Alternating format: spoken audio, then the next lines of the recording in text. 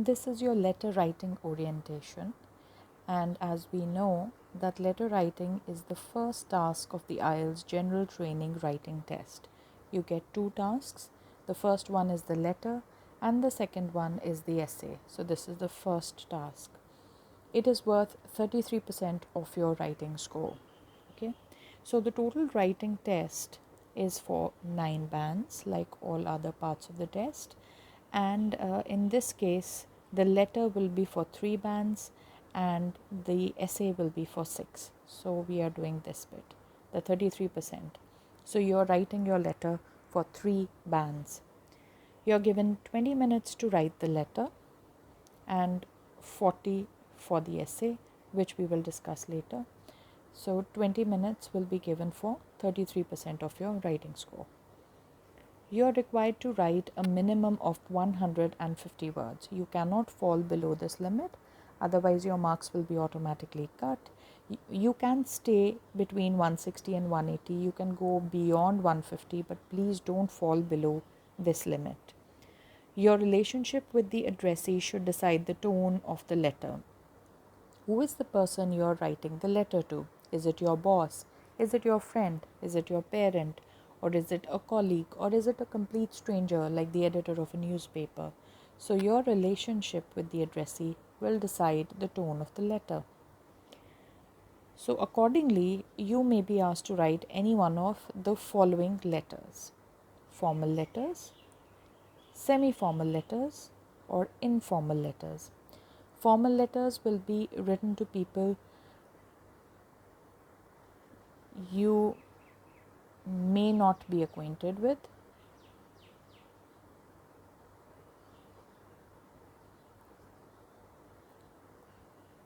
Okay, so these are people you may know, may generally not know.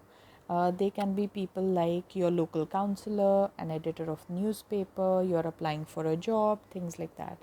Semi-formal letters, you are acquainted with the people, so you know these people, but in a formal capacity, like your boss, colleague, somebody you have met like your neighbor, but you're not really friends. So those are semi-formal letters. Informal letters are the easiest, of course. They are written to friends and family.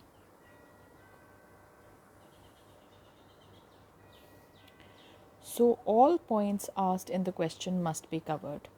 So in one question, there are always multiple points, generally 3 points that you have to write, and all points must be covered. Don't forget to write the particular points, or don't forget to mention these things or address the points in your letter. You can fill your letter with imaginary details wherever needed. So not every little detail is given in your question. You can fill it with dates, you can fill it with receipt numbers, you can use any imaginary detail which you need to construct your letter. The following topics may be covered.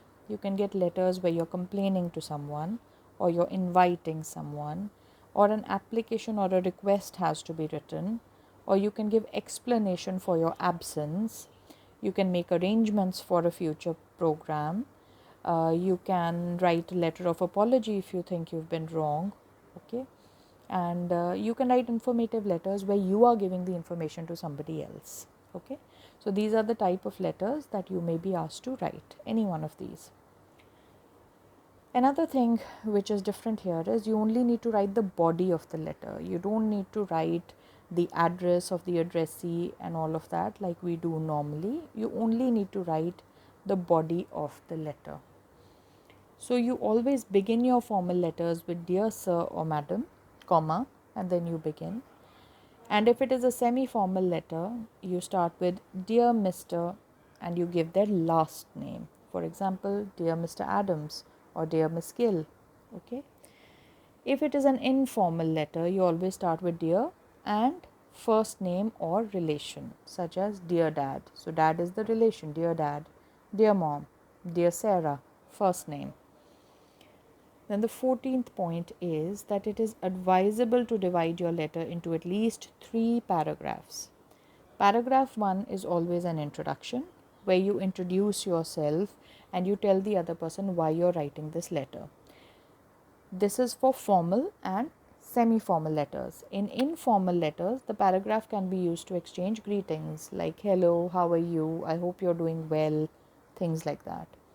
Para 2 is for details of the matter.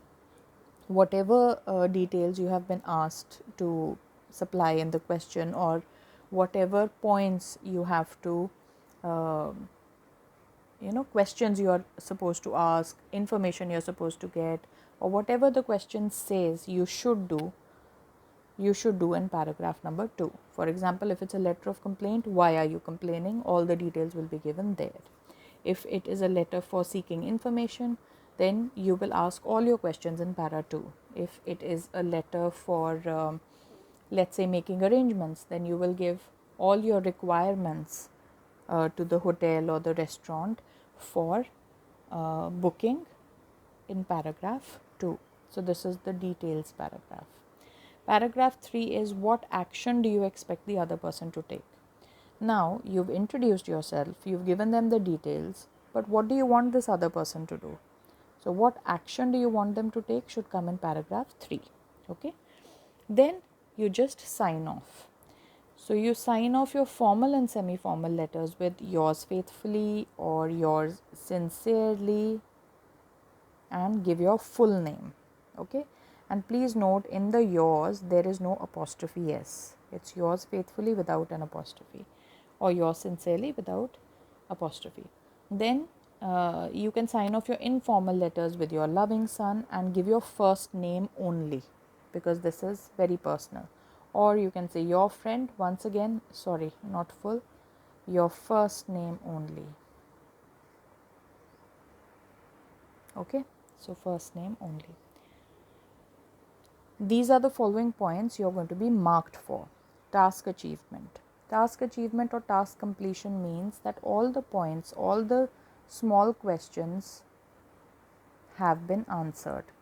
Like for example, if you have a question which says, ask the person when he will be available, tell them where you will meet and how you will be reaching there. So you have to give all the points.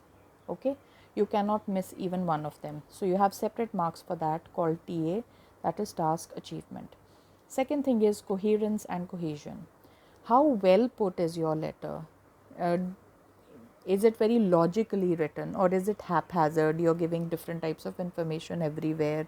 There is no clear introduction, no clear action paragraph. So they will be checking you in this paragraph. This is coherence and cohesion. The next one is lexical resource. Now this pertains to your vocabulary. So you have to use ample vocabulary, but please remember, vocabulary is like salt in a dish. So you have to have a sprinkling, don't overdo it also. So that is your lexical resource or vocabulary marks. Finally, you will be judged for grammatical range and accuracy. Okay, so how good is your grammar? How good are your sentence structures, for example? Okay, so all that will be judged and you will be given marks out of 3 bands.